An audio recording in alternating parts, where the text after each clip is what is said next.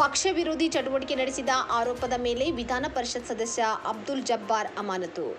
ದಾವಣಗೆರೆ ದಕ್ಷಿಣ ವಿಧಾನಸಭಾ ಕ್ಷೇತ್ರದ ಉಪಚುನಾವಣೆಯಲ್ಲಿ ಪಕ್ಷ ವಿರೋಧಿ ಚಟುವಟಿಕೆ ನಡೆಸಿದ ಆರೋಪದ ಮೇಲೆ ಕರ್ನಾಟಕ ಕಾಂಗ್ರೆಸ್ ಬುಧವಾರ ಪಕ್ಷದ ವಿಧಾನ ಪರಿಷತ್ ಸದಸ್ಯ ಅಬ್ದುಲ್ ಜಬ್ಬಾರ್ ಅವರನ್ನು ಅಮಾನತುಗೊಳಿಸಿದೆ. ಕಾಂಗ್ರೆಸ್ ನಾಯಕ ಅಬ್ದುಲ್ ಜಬ್ಬಾರ್ ಅವರು ದಾವಣಗೆರೆ ಸ್ಥಾನಕ್ಕೆ ಟಿಕೆಟ್ ನೀಡುವಂತೆ ಬೇಡಿಕೆ ಇಟ್ಟಿದ್ದರು. ವಿಧಾನಸಭೆಗೆ ಆಯ್ಕೆಯಾಗಲು ಬಯಸಿದ್ದರು. ಆದರೆ ಕಾಂಗ್ರೆಸ್ ಟಿಕೆಟ್ ಅಂತಿಮವಾಗಿ ಸಮರ್ಥ ಶಾಮನೂರ್ ಮಲ್ಲಿಕಾರ್ಜುನ ಅವರಿಗೆ ಹೋಯಿತು. ದಾವಣಗೆರೆ ದಕ್ಷಿಣ ಕ್ಷೇತ್ರದ ಉಪಚುನಾವಣೆಯ ಸಂದರ್ಭದಲ್ಲಿ ಜಬ್ಬಾರ್ ಕಣದಲ್ಲಿದ್ದ ಇತರ ಅಭ್ಯರ್ಥಿಗಳನ್ನು ಬೆಂಬಲಿಸಿದ್ದರು ಎಂದು ಆರೋಪಿಸಲಾಗಿದೆ.